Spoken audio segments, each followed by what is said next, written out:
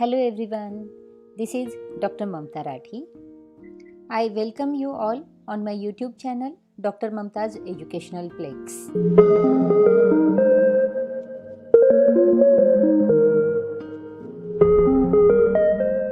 Friends, in this video we will discuss about MCQ type questions.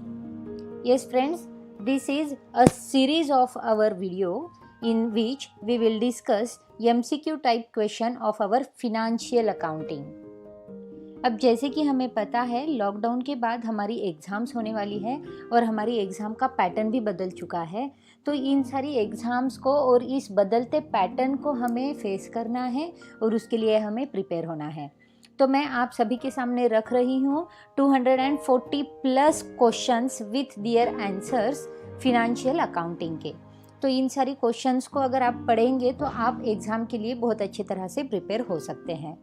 तो चलिए हमारी financial accounting की पहली सीरीज़ में हम लोग हमारे MCQ टाइप क्वेश्चन को सॉल्व करते हैं। So first question, liability side of balance sheet comprises. Liability side जो बैलेंस शीट की होती है उसमें कौन सी चीज़ आती है? Capital and reserve, long term liabilities, current liabilities, all of the above. अब जैसे कि हमें पता है कि बैलेंस शीट में टू साइड्स होती है, लायबिलिटी साइड और एसेट साइड। लायबिलिटी साइड में हम लोग कैपिटल्स लिखते हैं, हमारी जो कुछ भी लायबिलिटीज़ है लॉन्ग टर्म होंगी शॉर्ट टर्म होंगी उनके बारे में लिखते हैं, हमारे जो लोन्स है वो भी हम लायबिलिटी साइड में लिखते हैं, करंट लायबिलिटीज़ जो होती हैं वो भी लायबिलिटी साइड में आती है। तो ये सारे जो ऑप्शन है वो लायबिलिटी साइड में देखने मिलते हैं। तो हमारा आंसर होगा answer D, all of the about.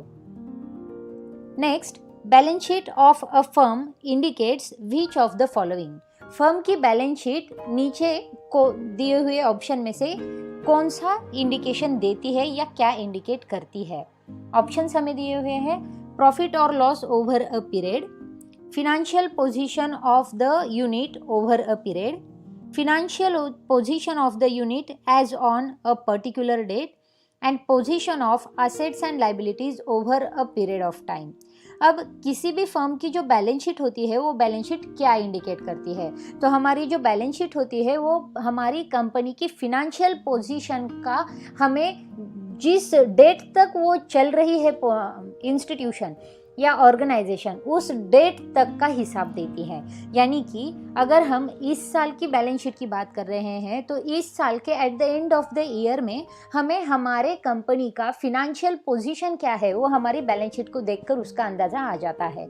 तो हमारा करेक्ट आंसर होगा answer C, financial position of a unit as on particular date. जैसे कि हमें पता है बैलेंस शीट एज ऑन, ऐसे बैलेंस शीट की हम हेडिंग ही ऊपर लिखते हैं कि बैलेंस शीट जो होती है वो पर्टिकुलर ईयर की पर्टिकुलर डेट पर बनाई गई होती है।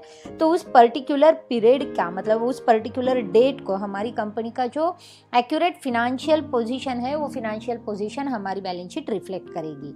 तो करेक्ट आंसर आएगा answer C, option C. Next question है, economic life of an enterprise is split into the periodic interval as per dash dash concept. अब हमारी जो इंटरप्राइज है या हमारा जो ऑर्गेनाइजेशन है उसका इकोनॉमिक लाइफ जो होता है वो स्प्लिट किया जाता है पीरियोडिक इंटरवल्स में। वो कौन सी कंसेप्ट पर बेस्ड है? तो हमें पता है कि पीरियोडिकल जो इंटरवल्स होते हैं वो पीरियोडिसिटी के कंसेप्ट पर डिपेंड होते हैं। यानी कि पीरियोडिसिटी कंसेप्ट में ही हम हमारी इकोनॉमिक लाइफ का जो ऑर्गेनाइजेशन होता है उसको स्प्लिट कर देते हैं। तो हमारा करेक्ट ऑप्शन होगा option C, periodicity concept. Next है, provision is provided for doubtful debts is based on the principle of going concern, objectivity, materiality and conservatism. अब प्रोविजन होता है जिसमें हम लोग बैड डेब्ट्स के लिए यानी कि डाउटफुल डेब्ट्स के लिए एक प्रोविजन रखते हैं। प्रोविजन रखते हैं मानो हम लोग रिजर्व अमाउंट रखते हैं कि हमारे जो डेब्ट्स है, हमारे जो बैड डेब्ट्स होते हैं उन बैड डेब्ट्स को हमें कवर करना है। तो ये वाला जो डेब्ट्स रिजर्व रखने का हमारा प्रैक्टिस है ये कौन सी अकाउंटिंग प्रिंसिपल पर बेस्ड होता है? तो हमारा प्रिंसिपल ऑफ कंजर्वेशन जो है उसके ऊपर हम ये हमारे डाउटफुल डेब्ट्स जो है उनके लिए प्रोविजन करते हैं। तो हमारा करेक्ट आंसर होगा आंसर डी। तो ऑप्शन डी जो है वो हमारा करेक्ट आंसर होगा। Next question, prepaid salary has debit balance, negative balance, credit balance, none of the above. अब हमें पता है कि हमारा सैलरी अकाउंट होता है और सैलरी अकाउंट में जब भी हम प्रीपेड सैलरी देते हैं तो उस प्रीपेड सैलरी का एक इफेक्ट होता है। तो प्रीपेड सैलरी का जो बैलेंस होता है वो हमेशा से डेबिट बैलेंस होता है। तो हमारा करेक्ट आंसर आएगा option A, debit balance. Prepaid salary has debit balance. Next question, X draws a bill on Y. X endorsed the bill to Z. Who is the payee? अब X ने एक bill draw किया है जो Y के लिए है, यानी कि X एक बिल Y के नाम से ड्रॉ कर रहा है और X ने जो Y के नाम से बिल बनाया था, ड्रॉ किया था, वही बिल वो Z को एंडोर्स कर रहा है। तो इस केस में पेई कौन रहेगा? अब जब भी हम बिल एंडोर्स कर देते हैं तो एंडोर्सिंग के टाइम पे हम लोग जिस पर्टिकुलर पर्सन के नाम पर वो बिल एंडोर्स करते हैं तो वो पर्सन ही उस बिल का पेई बन जाता है। तो यक्स जब भी बिल वाई के नाम से बना रहा हो लेकिन वो एंडोर्स कर दिया है जेड के नाम से, तो अब इस केस में पेई जो है वो जेड बनेगा। तो हमारा ऑप्शन सी जो है वो है जेड, जो कि करेक्ट ऑप्शन है, करेक्ट आंसर है। Next, a promissory note does not require dash dash. A promissory note does not require noting, discontinuing, acceptance, charging. Promissory note में किस चीज़ की ज़रूरत नहीं होती है? तो प्रॉमिसरी नोट में हम लोगों को एक नोट देनी होती है, वो बहुत ज़रूरी होती है क्योंकि हमारी जो प्रॉमिसरी नोट है वो हमारा एक प्रॉमिस है, हमारा एक रिटन एग्रीमेंट है। अब डिसकंटिन्यूइंग का जो फंक्शन है वो भी उसमें होना बहुत ज़रूरी है। एक्सेप्टेंस जो है वो प्रॉमिसरी नोट में देखा नहीं जाता है, यानी कि प्रॉमिसरी नोट में उसकी रिक्वायरमेंट नहीं होती है। और जो चार्ज है वो चार्ज भी प्रॉमिसरी नोट में देखने मिलता है। तो हमारी इन ऑप्शंस में से जो सी ऑप्शन है वो एक्सेप्टेंस, वो प्रॉमिसरी नोट रिक्वायर्ड नहीं है प्रॉमिसरी नोट में, तो हमारा करेक्ट आंसर आएगा ऑप्शन सी। नेक्स्ट क्वेश्चन है, when money is withdrawn from the bank will dash the account of customer। अब जब बैंक में से हम लोग मनी विड्रॉ कर देते हैं तो बैंक कस्टमर के अकाउंट को क्या करती है, कस्टमर के अकाउंट को क्या इफेक्ट होता है उससे? तो ऑप्शन है हमारे पास credit, debit and credit, debit, none of the above. तो दोस्तों ये बहुत ही आसान क्वेश्चन है जिसमें कि हमें पता है हमारी बैंक से अगर हम कोई अमाउंट विड्रॉ कर देते हैं तो हमारे बैंक हमारी अकाउंट को डेबिट कर देती है, क्योंकि हमारी बैंक अकाउंट में से कुछ मनी बाहर जाने वाला है। अब जैसे कि हम कोई अमाउंट पे कर देते हैं या फिर हमारी बैंक में डिपॉजिट कर देते हैं तो वही बैलेंस हमारी बैंक अकाउंट में क्रेडिट दिखाई देगा, यानी कि जैसे भी हम पैसे जमा कर देते हैं तो वो जमा राशि जो है वो क्रेडिट हो जाएंगी और जैसे ही वो पैसे हम निकाल देते हैं यानी कि विड्रॉ कर देते हैं तो वो जो अमाउंट है, वो जो राशि है वो डेबिट हो जाएगी। तो हमारा करेक्ट आंसर होगा ऑप्शन सी।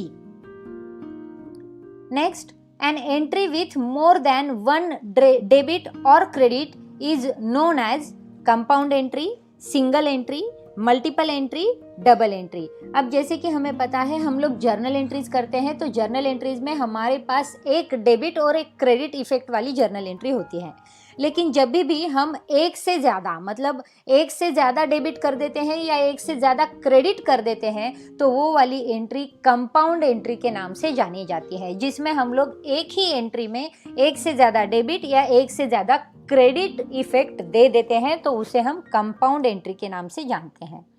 तो ऑप्शन ए जो है कंपाउंड एंट्री वो हमारा करेक्ट आंसर होगा।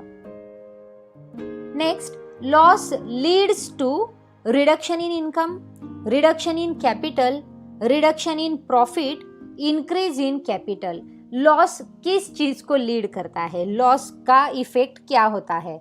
अब जब लॉस होगा तो क्या होगा? तो लॉस की वजह से हमारी जो कैपिटल की अमाउंट है उस कैपिटल की अमाउंट में रिडक्शन आ जाएगा, क्योंकि हम जो प्रॉफिट अर्न करते हैं वो प्रॉफिट हमारी कैपिटल को बढ़ाने के लिए या कैपिटल को स्टेबल करने के लिए उसका कुछ पार्ट यूज कर देते हैं।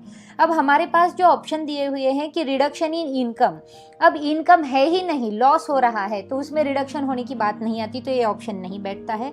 Reduction in capital correct answer है। रिडक्शन इन प्रॉफिट, अब प्रॉफिट तो है ही नहीं, लॉस हो रहा है, तो ये भी ऑप्शन जो है वो इनकरेक्ट है या रॉन्ग है। और इंक्रीज इन कैपिटल, अब लॉस हो रहा है तो कैपिटल कहाँ से बढ़ेगा, तो ये वाला भी ऑप्शन जो है वो रॉन्ग है। तो हमारा करेक्ट ऑप्शन है ऑप्शन बी, जो कि हमारा आंसर होगा। Next, residual value of an asset is the amount realised on the sale of asset, the price paid on the purchase of the asset, reduced value of the asset every year, one of the about.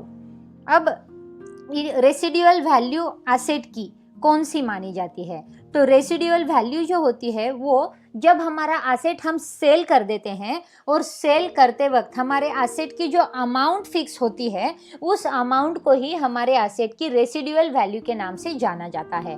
तो हमारे यहाँ पर option A जो है वो दिया गया है यहाँ पर, the amount realised on the sale of an asset, तो ये वाली जो है वो करेक्ट ऑप्शन है। तो हमारा आंसर होगा ऑप्शन ए, रेसिडुअल वैल्यू, यानी कि हमारी ये अमाउंट होती है एसेट की जो सेल के टाइम पर फिक्स की गई होती है। नेक्स्ट क्वेश्चन, तो नेक्स्ट क्वेश्चन है हमारा, depreciation account is closed by transferring to balance sheet, transferring to profit and loss account, transferring to asset account, totalling. अब जैसे कि हम जानते हैं कि डेप्रिसिएशन अक्सर हम हमारी एसेट पर प्रोवाइड करते हैं, और जो डेप्रिसिएशन हम प्रोवाइड करते हैं तो उस वक्त हमारा डेप्रिसिएशन अकाउंट जो है वो अकाउंट हमें eight the end of the year close करना पड़ता है।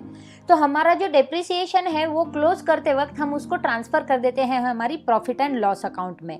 तो हमारा डेप्रिसिएशन जब क्लोज होगा तो उसकी जो अमाउंट है वो ट्रांसफ़र होगी हमारी प्रॉफिट एंड लॉस अकाउंट में। तो यहाँ पर ऑप्शन बी दिया हुआ है, transferring to profit and loss account, जो कि हमारा करेक्ट आंसर है, ऑप्शन बी।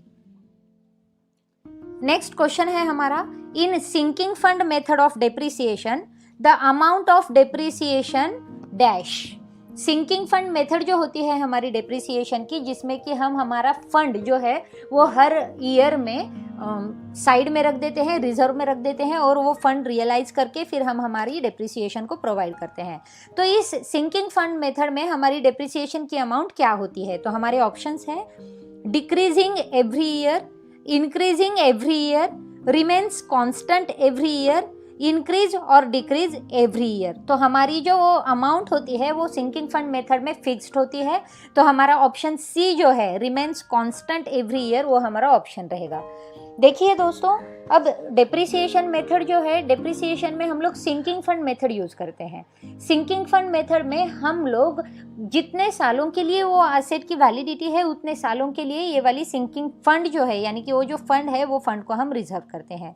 तो हमें एक अमाउंट फिक्स कर दी है, वो हम अमाउंट को हम हमारी सिंकिंग फंड में इन्वेस्ट कर देते हैं, और उस इन्वेस्टमेंट को हम जो लास्ट ईयर है हमारी एसेट का, उस लास्ट ईयर में सेल कर देते हैं, और सेल करके वो जो अमाउंट हमारे पास रियलाइज हो जाती है उस अमाउंट से हम हमारी न्यू एसेट की परचेस के बारे में सोचते हैं। तो सिंकिंग फंड मेथड जो है डेप्रिसिएशन की, उसमें अमाउंट ऑफ डेप्रिसिएशन जो होता है वो हर ईयर के लिए कांस्टेंट रहता है। Next question, which of the following asset is not subject to depreciation. अब नीचे दिए गए हुए कौन से एसेट पर डेप्रिसिएशन प्रोवाइड नहीं करते हैं, plant and machinery, land, loose tools, furniture. तो हमें पता है कि जो फिक्स्ड एसेट्स होते हैं उन फिक्स्ड एसेट पर हम हमारे डेप्रिसिएशन को प्रोवाइड करते हैं। तो इनमें से फर्नीचर जो है वो नॉट सब्जेक्ट टू डेप्रिसिएशन में आता है, क्योंकि plant and machinery, land, loose tools, fixed asset पर जो है वो हम लोग डेप्रिसिएशन देते हैं। तो हमारा ऑप्शन डी जो है वो ऑप्शन डी हमारा आंसर होगा। Next question, the term depletion is used in relation to natural resources, fixed assets, current assets, none of the above. अब अकाउंटेंसी में टर्म डिप्लीशन हमें यूज करने मिलती है, तो ये डिप्लीशन जो टर्म है वो हम नेचुरल रिसोर्सेज के लिए यूज करते हैं। तो हमारे ऑप्शन में ए ऑप्शन है वो करेक्ट ऑप्शन है, तो हमारा आंसर होगा नेचुरल रिसोर्सेज। नेक्स्ट क्वेश्चन है, N asset is purchased for ₹50,000 on which depreciation is provided annually according to the straight line method. The useful life is 10 years and the scrap value is 10,000. The rate of depreciation is. अब देखिए ये depreciation का formula हमें यहाँ पर बनाना पड़ेगा। यहाँ पर हमें कहा गया है कि हम लोगों ने एक एसेट परचेस किया है जिसकी अमाउंट है 50,000। अब 50,000 का एसेट है, इस एसेट पर हमें स्ट्रेट लाइन मेथड से डेप्रिसिएशन देना है। स्ट्रेट लाइन मेथड यानी कि फिक्स्ड इंस्टॉलमेंट मेथड, यानी कि हमारी डेप्रिसिएशन की जो अमाउंट होगी वो हर साल के लिए फिक्स्ड होगी। अब यहाँ पर हमें दिया गया है कि यूजफुल लाइफ जो है इस एसेट की वो है 10 ईयर्स की, और इसकी जो स्क्रैप वैल्यू है वो है 10,000 की। तो अब हम इसका डेप्रिसिएशन का जो परसेंटेज है उस परसेंटेज को निकालेंगे। तो इसका इक्वेशन बनता है cost of the asset minus scrap value divided bye economic life of an asset. तो हमारी इक्वेशन में अगर हम हमारी अमाउंट्स रख दे तो हमारी अमाउंट कुछ इस तरह से आएंगी, 50,000 माइनस 10,000 डिवाइडेड बाय 10 इंटू 100। तो हमारा इक्वेशन अब सॉल्व करेंगे तो वो इस तरह से आएगा 40,000 डिवाइडेड बाय 10। तो अब हमारा जो करेक्ट आंसर आएगा वो होगा 8%, यानी कि 8% जो हमारा आंसर आएगा वो 8% हमारा डेप्रिसिएशन का रेट होगा। तो 8% रेट से हम हमारा डेप्रिसिएशन जो है वो प्रोवाइड करते हैं। दोस्तों इसे हम फिर से एक बार समझ के लेते हैं। अभी हमने जो कैलकुलेशन किया है वो अमाउंट ऑफ डेप्रिसिएशन का किया है। अब इसके ऊपर से हमारा परसेंटेज कैसे निकलता है इसके बारे में मैं फिर से आपको बताती हूँ। अब जैसे कि हमें यहाँ पर एसेट की कॉस्ट प्राइस दी गई थी, स्क्रैप वैल्यू दी गई थी और एस्टिमेटेड लाइफ भी दिया गया था। तो उसके ऊपर से हम लोगों ने जो अमाउंट निकाली है वो है अमाउंट ऑफ डेप्रिसिएशन। तो फॉर्मूला हमारा कुछ इस तरह से बनता था, cost price minus scrap value divided by estimated life, 50,000 minus 10,000 divided by 10 is equal to 4,000 rupees. तो ये 4,000 जो है वो हमारा एनुअल डेप्रिसिएशन आएगा, यानी कि हर साल हमें 4,000 का डेप्रिसिएशन देना है। अब ये आ गई हमारी डेप्रिसिएशन की अमाउंट, लेकिन हमें पूछा गया है परसेंटेज। तो परसेंटेज हम किस तरह से निकालेंगे? तो परसेंटेज के लिए फॉर्मूला है हमारा annual depreciation into 100 divided by cost price. अब हमारा एनुअल डेप्रिसिएशन हमें पता है, annual depreciation 4,000 into 100 divided by cost price जो है वो है 50,000। तो 4,000 इंटू 100 डिवाइडेड बाय 50,000 जैसे ही हम कर लेते हैं तो हमारा आंसर आ जाएगा 8%। तो ऑप्शन बी जो है 8% वो हमने इस तरह से निकाला हुआ है। तो दोस्तों आप इसको अच्छे से समझ गए होंगे। इसके लिए हमें फॉर्मूलेज याद रखना बहुत ज़्यादा ज़रूरी है। अब हम बात करेंगे नेक्स्ट क्वेश्चन की। अब हमारा नेक्स्ट क्वेश्चन है सीक्रेट रिजर्व में रिजल्ट बाय। सीक्रेट रिजर्व क्या चीज़ रिजल्ट करता है या फिर क्या इम्पैक्ट लाता है? Creating general reserve, over valuation of stocks, providing excessive depreciation, under valuation of liabilities. अब सीक्रेट रिजर्व रखना यानी कि अब हमारी बिजनेस ऑर्गेनाइजेशन के लिए फंड्स लगते हैं, तो वो फंड्स को हम जब चाहे तब यूज़ करने के लिए कुछ रिजर्व रखना हमें ज़रूरी हो जाता है। तो ये जो रिजर्व हम रखते हैं तो इस रिजर्व का कहाँ हमें बेनिफिट हो सकता है, या फिर ये जो सीक्रेट रिजर्व होते हैं तो ये सीक्रेट रिजर्व किस चीज़ में रिजल्ट में आ जाते हैं? तो क्रिएटिंग जनरल रिजर्व के लिए हम सीक्रेट रिजर्व नहीं रखते, क्योंकि जनरल रिजर्व जो है वो बाय प्रैक्टिस हम करते ही हैं और हर साल जनरल रिजर्व में हम हमारी जो अमाउंट है वो रिजर्व रख देते हैं।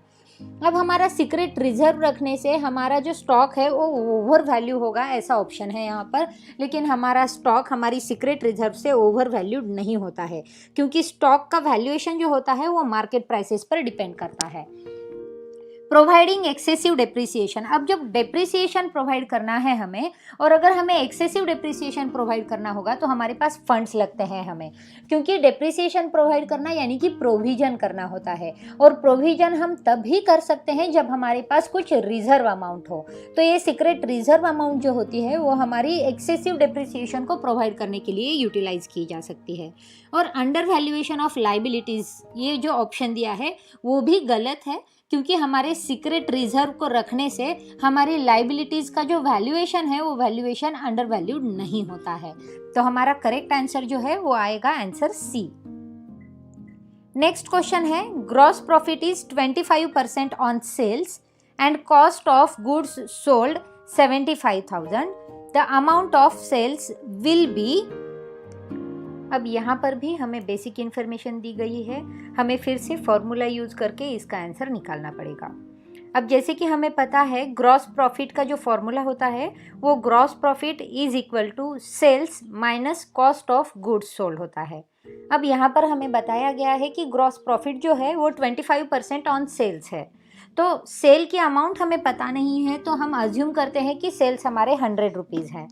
तो अगर 100 रुपीज़ हमारे सेल्स हैं तो 25% प्रॉफिट है ग्रॉस प्रॉफिट, तो 25 रुपीज़ हमारे सेल पर जो है वो हमारा प्रॉफिट आ जाएगा।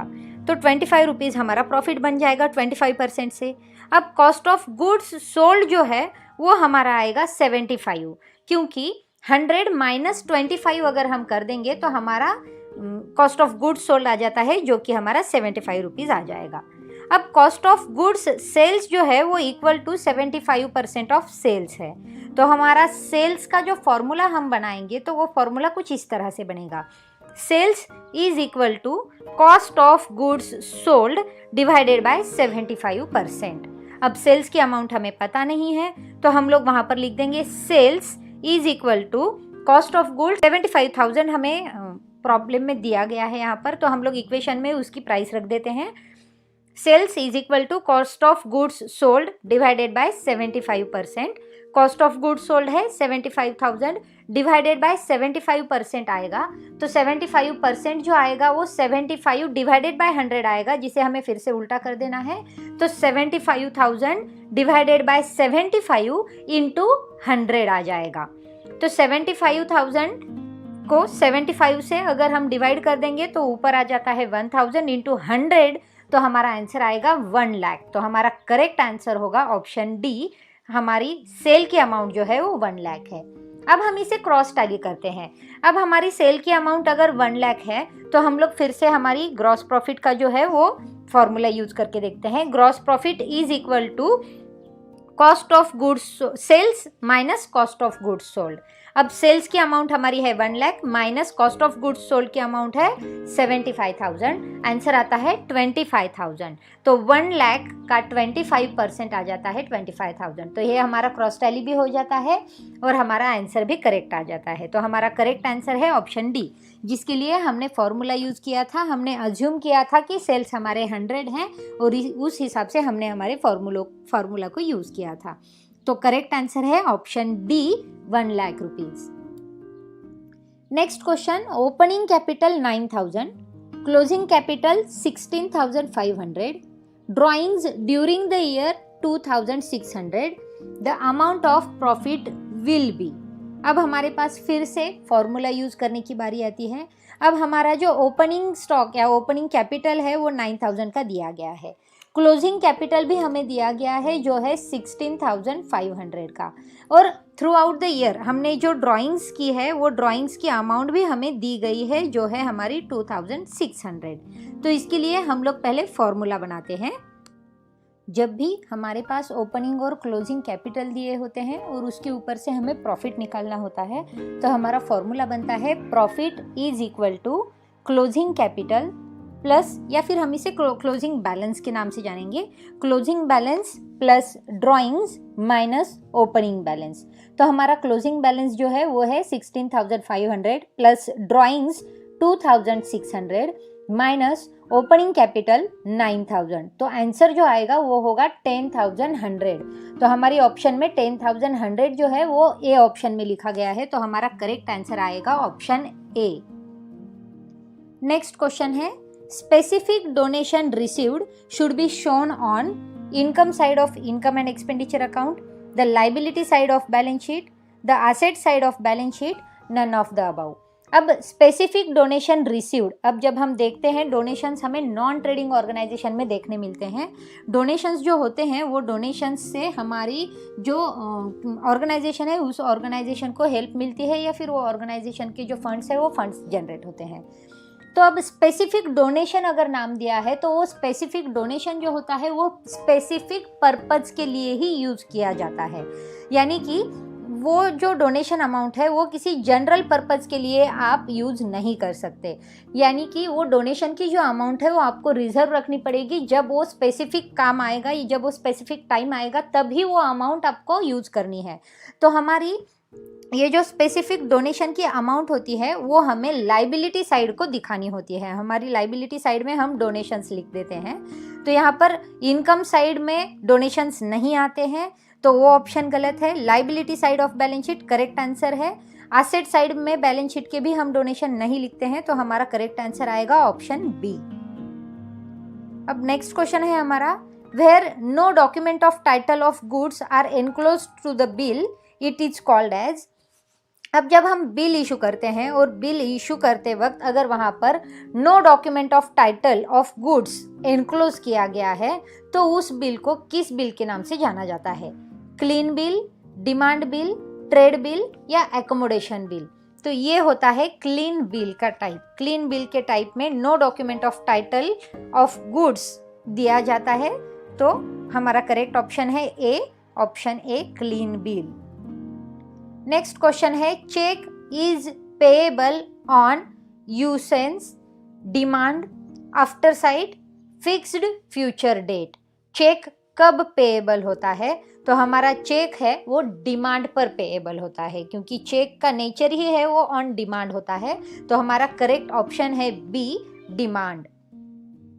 नेक्स्ट क्वेश्चन है, when the bill is dishonoured the account debited in the book of drawee.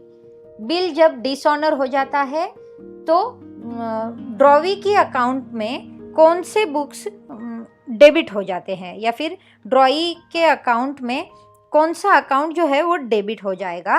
तो ऑप्शन है acceptors account, creditors account, bills payable account, none of the above. अब जैसे कि हमें पता है कि हमने बिल दिया था और बिल डिसऑनर हो गया है, तो बिल डिसऑनर होने के बाद ड्रॉई के बुक्स में हमारा बिल्स पेएबल अकाउंट जो है वो डेबिट हो जाएगा। यानी कि in the books of drawee अगर बिल डिसऑनर होता है तो वो बिल्स पेएबल अकाउंट को डेबिट कर देता है। तो करेक्ट ऑप्शन है बिल्स पेएबल अकाउंट, ऑप्शन सी।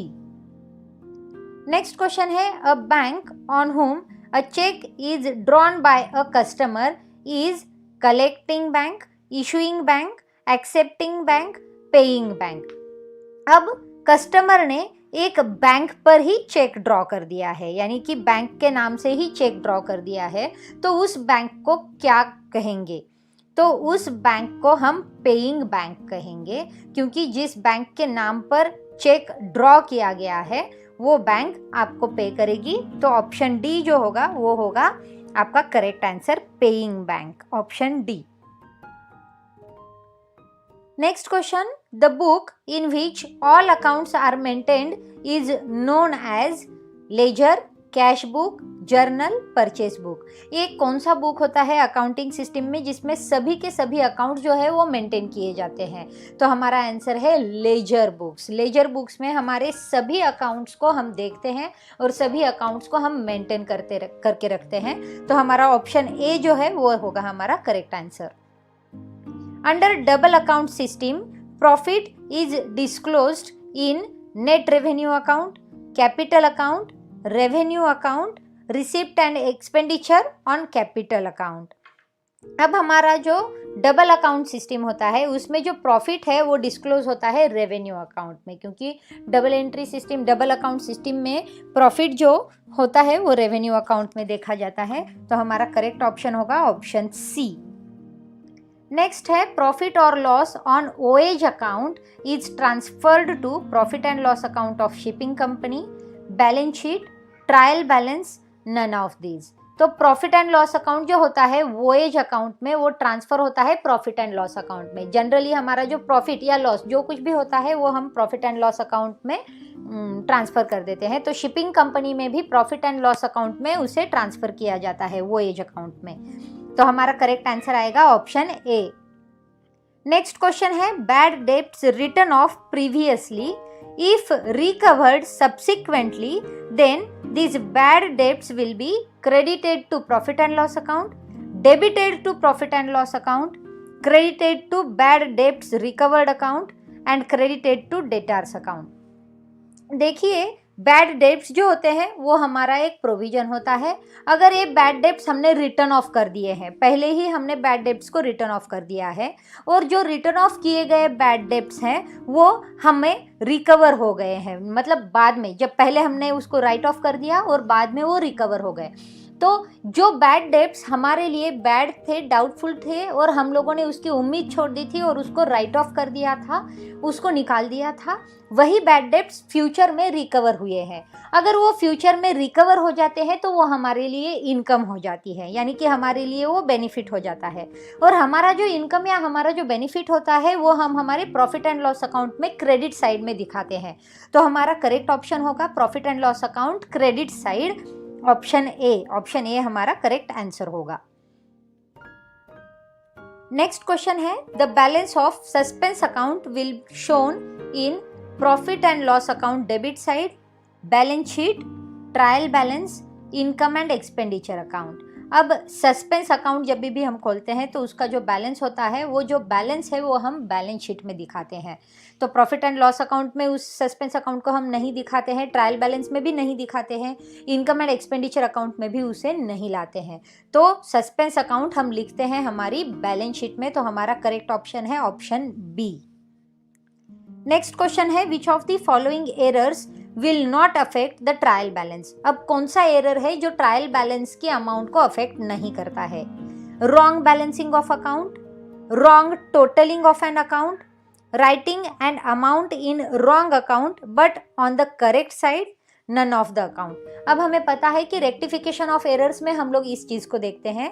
अब रेक्टिफिकेशन ऑफ एरर्स में अगर हम देखें कि एक एक ऑप्शन के बारे में हम लोग डिस्कस करते हैं। Wrong balancing of an account, अगर अकाउंट के बैलेंसेस रॉन्ग लिखे गए तो अकाउंट का बैलेंस जो है वो इनकरेक्ट आएगा, और ट्रायल बैलेंस में जब हम टोटल करेंगे तो वहाँ पर कुछ फ़र्क ध्यान में आ जाएगा। रॉन्ग टोटलिंग ऑफ अकाउंट, अगर अकाउंट्स की टोटल में फ़र्क पड़ता है तो वो टोटल का जो फ़र्क है वो ट्रायल बैलेंस में फिर से मैच नहीं होगा, तो वहाँ पर भी ये बात नहीं चलेगी। तो ये ऑप्शन भी करेक्ट नहीं है। अब नेक्स्ट ऑप्शन जो है वो है writing an amount in wrong account but on correct side. अब एक अमाउंट जो है वो हमने दूसरे अकाउंट में लिख दी है, लेकिन करेक्ट साइड में उसका इफेक्ट दिया गया है। यानी मानो सैलरी अकाउंट में क्रेडिट साइड में हमें 5,000 रुपये लिखने थे, वो अमाउंट हम लोगों ने रेंट अकाउंट में लिख दी क्रेडिट साइड में ही 5,000 रुपये। तो हमारी जो ट्रायल बैलेंस है वो ट्रायल बैलेंस की क्रेडिट साइड की अमाउंट जो है वो करेक्ट रहेगी और डेबिट साइड की अमाउंट जो है वो भी करेक्ट रहेगी। तो वहाँ पर ट्रायल बैलेंस की अमाउंट में कोई भी फर्क ध्यान में नहीं आएगा, क्योंकि ये जो 5,000 रुपये है वो सैलरी अकाउंट को क्रेडिट होने थे जो रेंट अकाउंट को क्रेडिट किए गए हैं।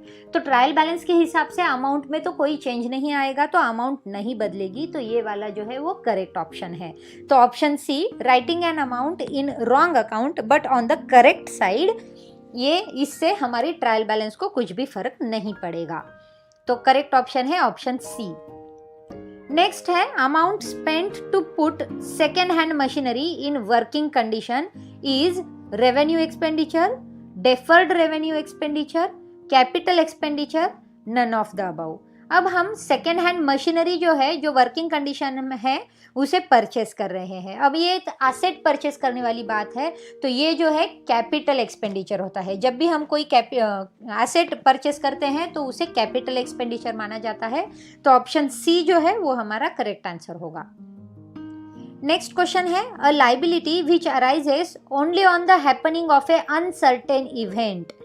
अनसर्टेन इवेंट जब भी हमारे पास आएंगे तभी कोई लाइबिलिटी अराइज करती है, तो उस लाइबिलिटी को हम कॉन्टिंजेंट लाइबिलिटी के नाम से जाना जाता है। कॉन्टिंजेंट लाइबिलिटी उसी को कहा जाता है जब अनसर्टेन, यानी कि जो चीज़ हम सोच नहीं रहे हैं उसके बारे में, या फिर जिस चीज़ का हमारे पास कोई आइडिया नहीं था, तो अगर वो चीज़ हो जाती है, वो चीज़ अगर हैपन हो जाती है हमारे पास, तो उस चीज़ को हम कॉन्टिंजेंट लाइबिलिटी के थ्रू देखते हैं। तो हमारा ऑप्शन डी जो है वो करेक्ट आंसर है, कॉन्टिंजेंट लाइबिलिटी। नेक्स्ट क्वेश्चन है, expenses which remains unpaid at the end of accounting period, उसे क्या कहा जाता है? अब जो अकाउंटिंग पीरियड के एंड में कुछ एक्सपेंसेस होते हैं जो अनपेड होते हैं, जिन्हें हमें पेड करना बाकी होता है, उन एक्सपेंसेस को हम आउटस्टैंडिंग कहते हैं। अनपेड एक्सपेंसेस का ही दूसरा नाम है आउटस्टैंडिंग एक्सपेंसेस। तो ऑप्शन ए जो है वो करेक्ट आंसर है। Next, a customer's cheque returned dishonoured is recorded in. अब कस्टमर का जो चेक रिटर्न है वो डिसऑनर हो गया है तो वो कहाँ रिकॉर्ड किया जाता है, तो वो रिकॉर्ड किया जाता है हमारी कैश बुक में, क्योंकि चेक है तो चेक की अमाउंट जो आएगी वो हमारी कैश बुक में आएगी। यहाँ पर परचेस रिटर्न बुक है, इसमें परचेसेस की अमाउंट आएगी। जर्नल्स है, जर्नल्स में बस एंट्री दी जाती है। सेल्स रिटर्न बुक में भी सेल्स की अमाउंट आएगी, लेकिन चेक रिटर्न जो है वो चेक रिटर्न की अमाउंट जो है वो कैश बुक में देखी जाएगी। तो हमारा करेक्ट आंसर है option B, cash book. Next question है, depreciation of an asset of ₹40,000 at the rate of 10% per annum at the end of third year is dash dash on using reducing balance method। अब यहाँ पर हमें asset की value दी गई है 40,000 rupees, rate of depreciation भी दिया गया है 10% पर एनम, और डेप्रिसिएशन की जो मेथड है वो है रिड्यूसिंग बैलेंस मेथड। और हमें पूछा गया है कि थर्ड ईयर में हमारी डेप्रिसिएशन की अमाउंट जो है वो अमाउंट कितनी होगी। अब रिड्यूसिंग बैलेंस मेथड में हमारी डेप्रिसिएशन की जो अमाउंट है वो अमाउंट कम होती जाती है। अब जैसे कि हमें पता है 40,000 रुपीज़ अमाउंट है, उसके ऊपर 10% हमें डेप्रिसिएशन देना है, तो 40,000 पर 10% अमाउंट होती है 4,000 रुपीज़। तो 4,000 रुपीज़ जो है वो हमारी फर्स्ट ईयर की अमाउंट होगी। अब फर्स्ट ईयर में ये 4,000 रुपीज़ जो है वो हम कॉस्ट प्राइस में से माइनस कर लेंगे, तो हमारी कॉस्ट प्राइस बचेगी सेकेंड ईयर में 36,000 रुपीज़। अब 36,000 रुपीज़ पर फिर से 10% हमें डेप्रिसिएशन देना है, तो 36,000 रुपीज़ पर डेप्रिसिएशन हमारा होगा 10% से 3,600 रुपीज़। अब ये जो 3,600 रुपीज़ है वो हम माइनस कर देंगे हमारी 36,000 रुपीज़ में से। तो 36,000 रुपीज़ में से 3,600 जब हम माइनस करेंगे तो अमाउंट हमारे पास बच जाती है 32,400 रुपीज़। तो ये थर्ड ईयर की हमारी अमाउंट है। अब थर्ड ईयर में 32,400 रुपीज़ पर हमें रिड्यूसिंग बैलेंस मेथड से डेप्रिसिएशन देना है। हमारा डेप्रिसिएशन का रेट है 10%, तो 10% से 32,400 पर हमारा डेप्रिसिएशन बनेगा 3,240 रुपीज़। तो हमारा जो ऑप्शन सी है वो हमारा करेक्ट ऑप्शन है, 3,240 रुपीज़। इसे बस हमें फॉर्मूले में डाला है और कैलकुलेशन करके हमने इसका आंसर निकाला है। नेक्स्ट क्वेश्चन है, the information for the preparation of receipt and payment account is taken from. अब रिसीट एंड पेमेंट अकाउंट के लिए जो इन्फॉर्मेशन हम लेते हैं वो इन्फॉर्मेशन कहाँ से ली जाती है, तो वो जो इन्फॉर्मेशन है, अब जनरली हम देखते हैं कि रिसीट एंड पेमेंट अकाउंट जो है वो नॉन ट्रेडिंग कंसर्न में बनाया जाता है, और ये सारी अमाउंट जो है वो कैश बुक से ली जाती है, क्योंकि रिसीट एंड पेमेंट अकाउंट्स बनाने के बाद ही हम इनकम एंड एक्सपेंडिचर अकाउंट बनाते हैं और उसके बाद हम हमारी बैलेंस शीट बनाते हैं। तो इनकम एंड एक्सपेंडिचर अकाउंट तो रिसीट एंड पेमेंट अकाउंट के बाद बनेगा, बैलेंस शीट भी उसके बाद बनेगा।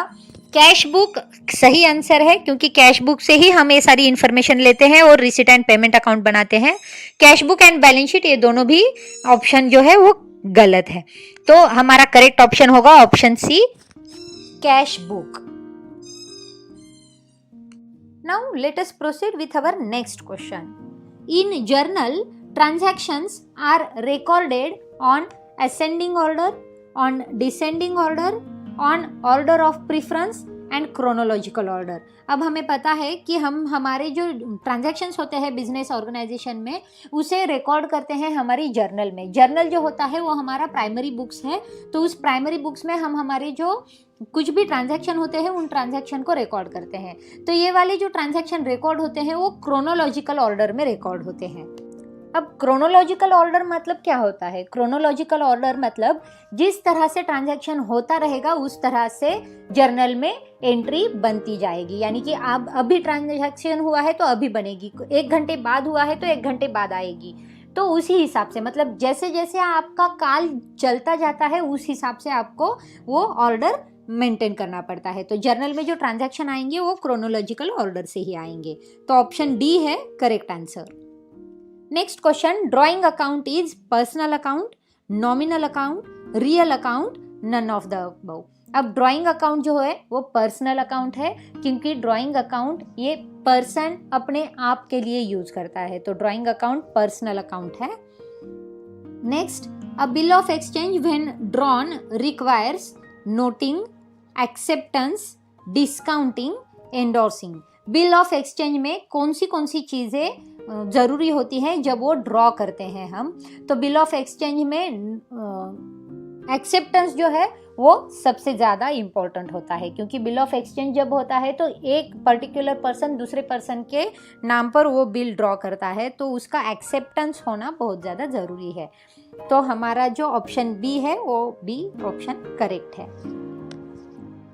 Next question, X of Mumbai drawn a bill on Y of Delhi payable at USA is called as foreign bill, clean bill, inland bill, accommodation bill. अब जैसे कि हमें पता चल रहा है कि मुंबई यानी कि रेसिडेंस इन मुंबई है और वो बिल जो है वो वाई को पे किया जा रहा है दिल्ली में, जो कि पेएबल होगा यूएसए में। लेकिन मुंबई और दिल्ली हमारे ही रीजन के दो गांव हैं, तो वहाँ के बिल को हम इनलैंड बिल कहते हैं।